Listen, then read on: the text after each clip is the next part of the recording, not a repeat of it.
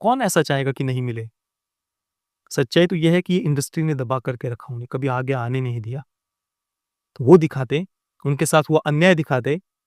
अन्याय दिखाना तो बहुत दूर की बात है, उनको ही अन्याय बता दिया कि भाई इन्होंने तो कई सारे एकलव्य के हाथ अंगूठे काट दिए और उनको तो क्वीन एली के सॉन्ग गाएँगे तब वहाँ पर ऊपर उठेंगे घराने। ओम नारायण, नारायण, नारायण, नारायण। सब मित्रों को राम राम, सबका स्वागत है दोस्तों, कैसे हैं आप सब? दोस्तों बंदिश बैंडिट्स का सीज़न 1 4 अगस्त 2020 को रिलीज़ हुआ था। यानी पूरे 4 वर्ष और 4 महीनों के बाद में इसके सेकंड सीज़न को अभी इसी सप्ताह 13 दिसंबर को प्राइम वीडियो पर रिलीज़ किया गया है।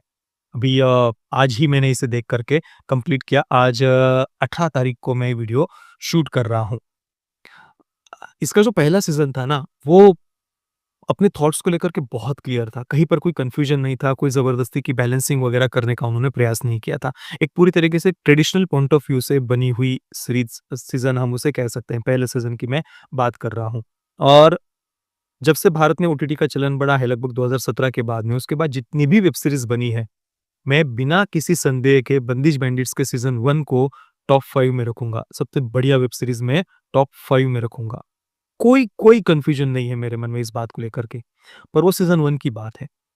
सीज़न 2 देखने से पहले थोड़ा-सा डर-डर के ही मैंने इसे देखना शुरू किया था और उसका कारण है इसके क्रिएटर, डायरेक्टर आनंद तिवारी। जब सीज़न 1 देखा था तब मुझे लगा था कि यार चलो एक बढ़िया डायरेक्टर मिले हैं, मतलब ट्रेडिशनल पॉइंट ऑफ व्यू से सोचने वाले, शास्त्रीय संगीत को बड़े सम्मान के साथ में उन्होंने दिखाया है, तपस्या को, त्याग को, साधना को, उसके महत्व को वो समझते हैं, चलो यार। ये मुझे लगा था सीज़न 1 देखने के बाद में।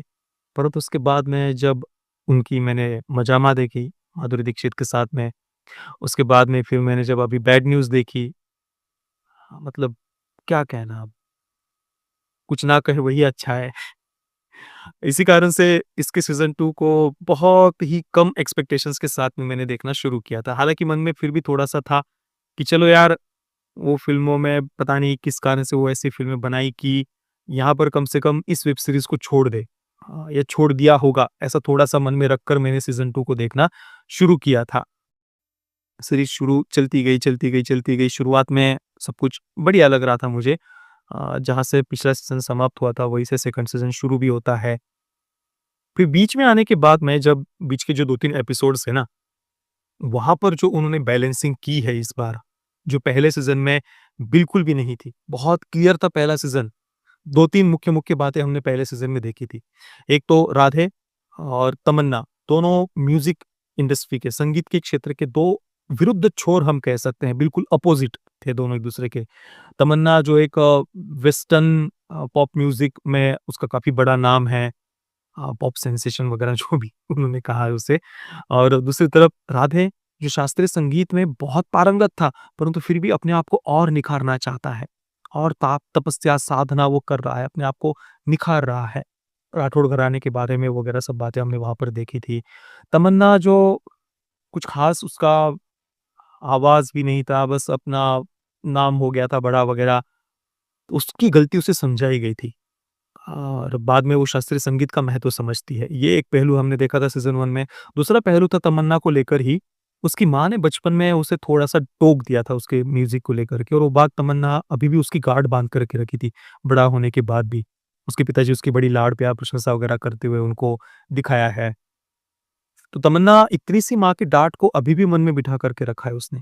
दूसरी तरफ आप राधे को देखिए, पंडित जी कभी भी उसके मुँह पर उसकी प्रशंसा नहीं करते।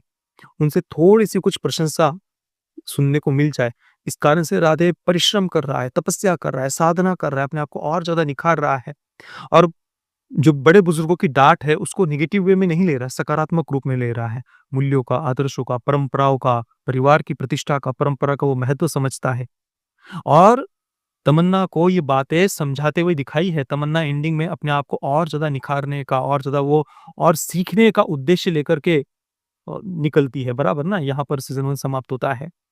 एक और बात हमने देखी थी सीज़न 1 में, जहाँ पर पंडित जी को भी उनकी कुपंडुक मानसिकता से बाहर निकलने के लिए वो एक बात उन्होंने दिखाई है कि वो अपने घराने से बाहर अपने संगीत को नहीं जाने देना चाहते थे। पर उस कुपंडुक सोच को हमें छोड़ने की आवश्यकता है। हमें हमारे शास्त्रीय संगीत को वैश्विक स्तर पर लेकर के जाना चाहिए। ये एक भी बढ़िया बात उन्होंने सीज़न 1 में कही थी। तो सीज़न 1 अपनी बातों को लेकर बहुत क्लियर था, कहीं पर कोई ज़बरदस्ती की बैलेंसिंग वगैरह उन्होंने नहीं की थी। हुँ। और ये जो पैरेंटल अब्यूज़ वगैरह जो एजेंडा चलाते हैं, उसको भी बिल्कुल एक तमाचा ही मारा था लगभग उन्होंने पहले सीज़न में। सेकंड सीज़न में आने के बाद में कोई थॉट्स को लेकर क्लैरिटी नहीं है। बार-बार इधर-उधर से वो सीरीज़ ये सेकंड सीज़न फुदक रहा है ऐसे, यहाँ से वहाँ, वहाँ से वहाँ, वहाँ से वहाँ। हालाँकि एंडिंग बढ़िया की है सेकंड सीज़न की, इस कारण से एक इमोशनल जगह पर जाकर के ये सेकंड सीज़न समाप्त होता है और एक फ़ील गुड एक्सपीरियंस सीज़न देता है सेकंड सीज़न हमें। मैं पूरी तरीके से कोई इसको खराब नहीं कह रहा, सीज़न अच्छा ही था सेकंड सीज़न भी, परंतु पहले सीज़न इतना अच्छा नहीं था क्योंकि पहला सीज़न बहुत क्लियर था भाई अपने विचारों को लेकर के। सेकंड सीज़न में उन्होंने जो बैलेंसिंग की है कि भाई संगीत के सभी प्रकार वेस्टर्न हो, पॉप हो शास्त्रीय संगीत सबको एक जगह पर जो एक लेवल पर लाकर बैलेंसिंग करने का जो बार-बार प्रयास किया है ना, वो बहुत मूड खराब कर देता है, बहुत ज़्यादा। ठीक है ना, दिखा देते हमें अपने शास्त्रीय संगीत की महिमा उसका वर्चस्व दिखाने में क्या समस्या है? हमारे देश का संगीत है, हम उसको दिखा दें वेस्टर्न पॉप म्यूज़िक से ज़्यादा उसको ऊपर, उसमें क्या समस्या? क्यों बैलेंसिंग करनी है हमें? और हमें दुनिया तक पहुँचने के लिए क्यों बदलना पड़े अपने आप को? ठीक है, बदलाव प्रेज़ेंटेशन में होना ही चाहिए, मैं उसकी नहीं बात कर रहा कि हम बिल्कुल बोरिंग वगैरह सब वो बात ही नहीं है। बिल्कुल हम अपने आप को प्रेज़ेंट करने में और ज़्यादा अपने नवीनतम तरीकों से अपने आप को प्रेज़ेंट करेंगे, वो बात नहीं है। परंतु यहाँ पर जो उन्होंने बैलेंसिंग जिस प्रकार से की है ना जैसे कि दिव्या दत्ता का जो नया कैरेक्टर उन्होंने डाला है, भाई क्या घटिया कैरेक्टर था वो दिव्या दत्ता का। हर समय जब भी वो कैरेक्टर स्क्रीन पर आता था ना, ऐसा क्रिंज फ़ील हो रहा था उसको देख कर के। ज़बरदस्ती वो अपने आप को इंटेलेक्चुअल दिखाने के लिए जिस प्रकार की वो बड़ा विचित्र सी भाषा में बात कर रही थी, बड़ा धीरे-धीरे ऐसे, भाई बहुत खराब लग रहा था यार, बहुत ना वो इंटेलेक्चुअल लग रही थी, ना ही उसमें कुछ बहुत ऐसा हुनर लग रहा था। जिस प्रकार से वो वेस्टर्न म्यूज़िक सिखा भी रही है सबको, तमन्ना वगैरह उनके पूरे ग्रुप को। कोई उसमें हुनर भी नहीं लग रहा था, कुछ ढंग का वो उनका पूरा वेस्टर्न म्यूज़िक सॉन्ग्स वगैरह में कहीं पर कुछ कुछ अच्छा फ़ील नहीं हुआ और वो ज़बरदस्ती का जो उसको इंटेलेक्चुअल दिखाया है, ना, वो क्रिंज बहुत इरिटेट कर रहा था वो सॉरी वो दिव्या दत्ता का कैरेक्टर जो था, बहुत इरिटेट कर रहा था। इसके अलावा जो माही का कैरेक्टर उन्होंने बैलेंसिंग के लिए डाला है, ठीक है, वो परफ़ॉर्मेंसेस वगैरह की मैं बात नहीं कर रहा, परफ़ॉर्मेंसेस सभी के बढ़िया थे। मैं कैरेक्टर्स जिस प्रकार से लिखे गए ना उसकी बात कर रहा हूँ। अब यहाँ पर माही के द्वारा जो बातें बुलवाई गई है, वो आप ज़रा ध्यान से सुनेंगे ना, वो वही बातें बोल रहा है कि भाई तुम्हारे घराने वगैरह क्या है ये सब? क्या तुम्हारे घरानों की परंपरा वगैरह? तुम लोगों ने तो हमारे जैसे लोगों को कभी हमारे हम तक वो संगीत की कला पहुँचने ही नहीं दी। हमारे जैसे एकलव्य को तो तुम लोगों ने अंगूठा काट करके रखा है। एक जगह और वो बोलता है कि तुम्हारे पंडित जी अगर होते ना, तो तुम्हारे पंडित जी मुझे अपने साथ खाने के लिए तक नहीं बिठाते। तो जातिवाद का कहीं पर उन्होंने उल्लेख नहीं किया है, पर जो कहना है वो उन्होंने ना कहते हुए भी वहाँ पर वो बहुत सारी बातें कह दी है। हालाँकि बाद में जाकर के ये जो राठौड़ घराना है उसको पॉज़िटिव वे में ही वो दिखा रहे हैं। पंडित जी को भी कहीं पर भी उन्होंने नकारात्मक नहीं बताया एंडिंग में, उल्टा पंडित जी को स्वयं अनाथ बच्चा बताया है। मंदिर के बाहर चप्पल वगैरह चुराता था बच्चों का, अनाथ बच्चों का एक ग्रुप था, उसमें से वो नसीरुद्दीन शाह उनका जो पात्र है ना, बचपन में वो अनाथ थे। मंदिर के बाहर चप्पलें वगैरह चुराते थे। फिर मंदिर में भजन वगैरह गाने के लिए वे गए। वहाँ के मंदिर के जो पुजारी है व्यास जी, उन्होंने उसके हुनर को देखा, उसको संगीत सिखाया। बाद में उनके परिवार में कुछ कॉन्फ्लिक्ट होते हैं, वो आप सीरीज़ में देखना। वो उल्लेख मैंने इसलिए किया क्योंकि पंडित जी को भी आगे जाकर के उन्होंने पॉज़िटिव वे में ही दिखाया है। और माही जो इतना सब कुछ बोलता है ना कि हमारे जैसे एकलव्यों का तुम लोगों ने अंगूठा काट करके रखा है, क्या तुम्हारे घराने वगैरह, क्या तुम्हारे पंडित जी, ये सब जो बातें माही बोल रहा है, उसको कहीं पर भी उन्होंने काउंटर नहीं किया है। एकलव्य की बात को लेकर के ये जो वामपंथी प्रोपेगेंडा फैलाते हैं, भाई एकलव्य स्वयं राजकुमार था, स्वयं एक राज्य के राजकुमार था वो। कुछ इतिहास पता नहीं, महाभारत के बारे में कुछ पता नहीं, कुछ भी अपना लेकर के निकल पड़ेंगे, क्योंकि कुछ वामपंथियों ने कुछ बातें दिखा दी है। तो उसको कम से कम काउंटर तो करते माही जो बात बोल रहा है। अब आगे जाकर के फिर माही को ही राठौड़ घराने को सिखाते हुए दिखाया है। एक प्रकार से कुछ समय के लिए वो उनका गुरु बन जाता है, राठौड़ घराने का। हालाँकि राठौड़ घराने को पूरे सम्मान के साथ ही उन्होंने दिखाया है, काफ़ी उच्च आदर्शों वाला दिखाया है। इस कारण से एक समय जब वो स्टेज पर परफ़ॉर्म करने के लिए जा रहे होते हैं, तो माही के पाँव वो छूते हैं। वो सीन बहुत इमोशनल करने वाला था कि चलो यार माही ने जो भी बोला, वो उसके अहंकार में, गर्व में आकर के जो भी गुस्से में जो कुछ भी उसने घरानों के बारे में, पंडित जी के बारे में जो कुछ भी बोला, परंतु राठौर घराने के संस्कार उच्च थे, महान थे। उच्च आदर्श है उनके, इसी कारण से उन्होंने माही को गुरु मान करके उसके पाँव छुए कि चलो तुमने हमें कुछ सिखाया है, तो उसको पाँव पड़ के फिर वो स्टेज पर परफ़ॉर्म करने के लिए जाते हैं। तो यहाँ पर राठौर घराने की ही महानता वो दिखा रहे हैं। और माही, चलो उस वो छोटा ही हो गया ना कि भाई उसने इतनी बातें गुस्से में बोली है, तो ठीक है, मतलब कहने का तात्पर्य है ना, बीच में 3-4 एपिसोड्स में जो ज़बरदस्ती उन्होंने ये सब बैलेंसिंग की है ना, क्लियर ही नहीं है अपने थॉट्स को लेकर के। एंडिंग में जाकर के एकदम से राठौर घराने को पूरा उन्होंने अच्छा दिखा दिया है। पंडित जी की भी पूरी अच्छी बातें दिखा दी है और फिर बीच में 3-4 एपिसोड्स में राठौर घराने को पूरा वो पूरे घराने की परंपरा को, शास्त्रीय संगीत को ही पूरा वो टारगेट कर रहे थे, ज़बरदस्ती बैलेंसिंग कर रहे थे। वेस्टर्न म्यूज़िक को भी ज़बरदस्ती उसके लेवल पर लाकर खड़ा करने का प्रयास कर रहे हैं। क्वीन एली को भी जिस प्रकार से एक बहुत पॉप सेंसेशन वेस्टर्न म्यूज़िक का, उसको एक रॉक स्टार वगैरह जो कुछ भी पॉप स्टार दिखाया है, उसके सॉन्ग्स को लेकर के शास्त्रीय संगीत, राठौर घराना वो कुछ प्रैक्टिस वगैरह कर रहे हैं। क्यों? क्यों? मतलब वो कोई एक बहुत बड़ा माइलस्टोन है क्वीन एली और वहाँ तक शास्त्रीय संगीत को लेकर के जाना है? क्या सेंस था इस बात का? उस एक बात ने भी पूरा मूड खराब कर दिया। भाई हमें पूरे वैश्विक स्तर पर अपने आप को ले जाने के लिए कुछ वो स्क्रीन शो करके एक ही शब्द को 50-50 बार चीखने चिल्लाने वालों के आदर्श लेने की आवश्यकता नहीं है। हमारी शास्त्रीय संगीत में कितनी तपस्या है, कितनी साधना है, ये तो आनंद तिवारी उन्होंने ही दिखाया है ना भाई पहले सीज़न में। इतनी उच्च साधना, इतनी उच्च तपस्या सोच भी नहीं सकता कोई। और वेस्टर्न म्यूजिक ठीक है, उनकी पूरी पीआर है, एजेंसीज है, उनका पूरा मार्केटिंग कैंपेन वगैरह सब कुछ, वो पूरा ग्लोबल लेवल पर इस प्रकार की अपनी इमेज बना करके फिर अपनी कुछ स्टेटस बना करके रखा है उन्होंने। हमारे शास्त्रीय संगीत को कभी भी वो अवसर ही नहीं मिला भाई, क्योंकि स्वतंत्रता के बाद में तो हमारे नवरस, शास्त्रीय संगीत, अलग अलग नृत्य की कलाएं, इसको तो सबको हमने जोड़ दिया ब्राह्मणिकल पेट्रियार्की के साथ में। हम्म तो उसके प्रति एक आत्मग्लानि की भावना भर दी और बाकी पूरा वेस्टर्न जो भी चीज़ है वो बहुत अच्छी है भाई। वेस्टर्न जो भी वो बहुत बढ़िया है। तो हमारे देश का युवा भी बस उसकी तरफ ही अंधी दौड़ में दौड़ने लग गया ना। अपने आप को वैसा बनाने का प्रयास किया कि भाई हम वैसे बनना है, वेस्ट की तरह बनना है। हमारा जो भी वो घटिया है। जबकि हमारे यहाँ पर भाई शास्त्रीय संगीत की जो साधना है, वो इतनी उच्च है। वो जो साधना है, तपस्या ही उसे कहा जाता है। आत्मा से परमात्मा के मिलन का एक मार्ग भी उसे बताया गया है। इतनी उच्च साधना है शास्त्रीय संगीत की। हमें क्या आवश्यकता है किसी क्वीन एली वगैरह के उसके, हमें उस लेवल तक जाना है क्या? वो कोई माइलस्टोन है क्या? वो कोई बहुत बड़ा उच्च शिखर है क्या? वहाँ हमें जाना है। क्या क्या मतलब इन बातों का? और कितनी कोई क्लैरिटी नहीं भाई सीज़न 2 में मेकर्स की अपने आप में। सीज़न 1 इसी कारण से बढ़िया था क्योंकि वो क्लियर था अपनी बातों को लेकर के। तमन्ना के पात्र, उसके माँ के साथ उसके रिलेशनशिप्स, दूसरी तरफ राधे, वो इतनी डाँट, इतनी तपस्या सब कुछ, फिर भी वो कहीं पर कोई शिकायत नहीं कर रहा, कोई वो अपने परिवार के विरुद्ध नहीं जा रहा। और यहाँ पर तमन्ना का बात, थोड़ा-सा माँ ने डाँट दिया, वो जीवन भर साथ में गाँठ बाँध बाँध करके रखी। ये जो बातें थी ना, क्लैरिटी ना थी ना थॉट्स की, पहले सीज़न में थी। यहाँ पर कहीं कहीं क्वीन एली को बड़ा दिखा रहे हैं, कहीं माही घरानों के नाम से वो पूरा छाती कूट रहा है, कहीं पर वो एकलव्य की बात कर रहा है, कहीं पर वो दिव्या दत्ता का पात्र बड़ा ही अपने आप को सो कॉल्ड इंटेलेक्चुअल दिखा रहा है। क्या था ये सब? पूरा खिचड़ी बना करके रख दिया सेकंड सीज़न में। जितना अच्छा सेकंड फर्स्ट सीज़न लगा था ना, सेकंड सीज़न में ये जो कुछ भी उन्होंने बीच में 3-4 एपिसोड्स में किया है, भाई मुझे तो पूरा मूड ऑफ हो गया है, मैं यही कहूँगा। ऊपर से जो लव ट्रायंगल इन्होंने डाला है राधे के साथ में, तमन्ना और एक और नई लड़की जो उन्होंने दिखाई है। राधे का कैरेक्टर महान इसी कारण से था, उस वो अच्छा इसी कारण से लग रहा था क्योंकि वो अपने आदर्शों को सबसे उच्च रख रहा था।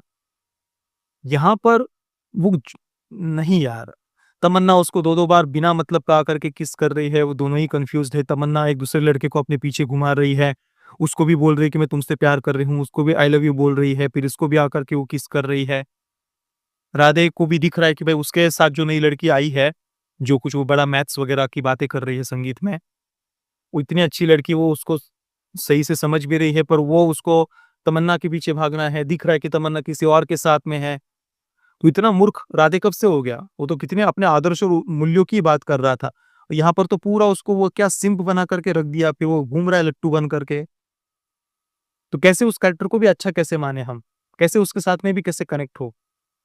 सारी खिचड़ी क्योंकि बैलेंसिंग करनी है हमको। हाँ भाई, म्यूज़िक का हर फॉर्म बढ़िया है। वो दिखा दो ना यार, अपने आप को अच्छा दिखा दो, शास्त्रीय संगीत को थोड़ा दिखा दो। उन ये जो पूरे western rock star, pop star, उनको नीचा दिखा देते तो कोई बहुत बड़ा पहाड़ टूट जाता क्या? नहीं, अपने आप को बहुत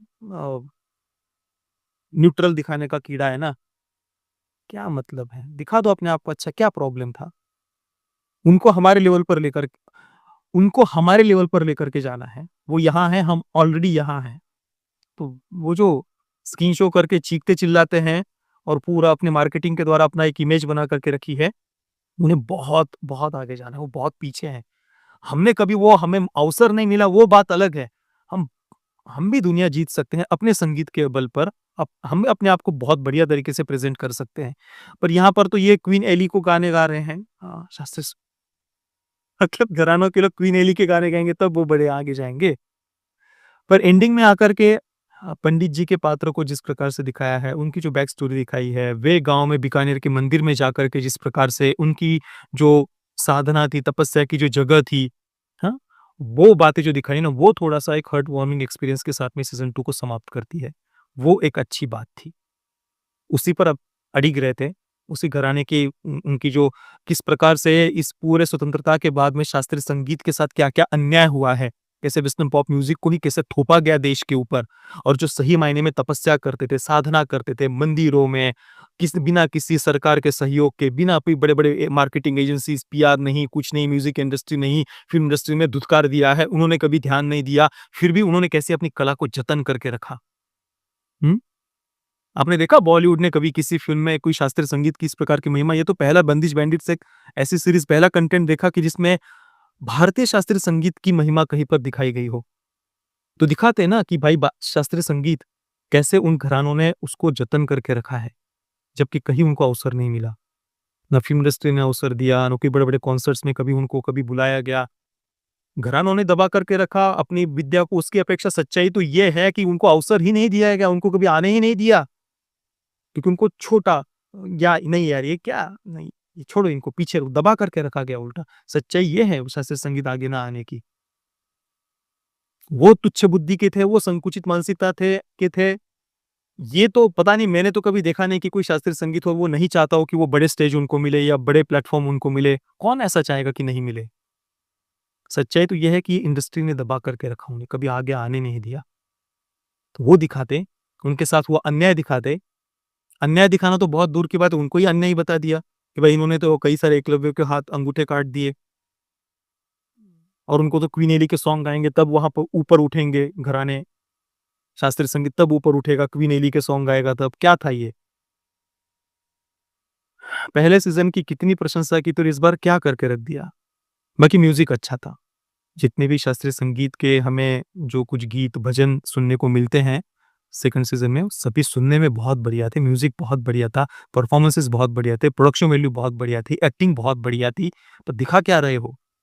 दिखा क्या रहे हो? चलो, बंदिश बैंडिट्स के सीज़न 2 को मैं दूँगा 5 आउट ऑफ 10 स्टार्स और वो बस एंडिंग अच्छी थी इस कारण से। बाकी बीच में तो पूरा खिचड़ी बना करके रख दी है बैलेंसिंग के चक्कर में। बाकी जो मित्र केवल रेटिंग देखने आए हैं ना, मैं उनसे प्रार्थना करूँगा वीडियो पूरा अवश्य देखना। मैंने क्या बातें सुनी है ना, पूरा ध्यान से अवश्य सुनना। और इसके मेकर्स अगर सुन रहे हो तो आप भी समझिए कि क्या बना रहे हो, क्या दिखा रहे हो, कहाँ लेकर के जा रहे हो। और बाकी मजामा और बैड न्यूज़ वगैरह जो बना सकते हो उनसे तो कहना ही क्या, कोई कहने का मतलब ही नहीं है। बाकी पिछली बार जो मेरी एक थोड़ा मैंने कहा था कि कुणाल रॉय कपूर का जो कैरेक्टर है वो बहुत गाली-गलौच कर रहा था, तो परिवार के साथ नहीं देख सकते। तो इस बार उन्होंने वो हटा दिया। इस बार कुणाल रॉय कपूर को कहीं गालियाँ देते हुए मैंने तो नहीं सुना। तो शायद वो बात उन्होंने सुन ली। इस बार तो कोई ज़बरदस्ती की गाली-गलौच नहीं थी। पर क्या कर सकते हैं, सेकंड सीज़न में सब खिचड़ी बना। खिचड़ी तो बहुत अच्छी होती है भाई, पूरा जो बैलेंसिंग किया ना, खराब लगा मुझे। बाकी आप सब मित्रों का अनुभव कैसा था सेकंड सीज़न का? मुझे आप नीचे कमेंट में अवश्य बताना। ये वीडियो देखने के लिए आप सभी मित्रों का बहुत-बहुत धन्यवाद। जय श्री राम, वंदे मातरम।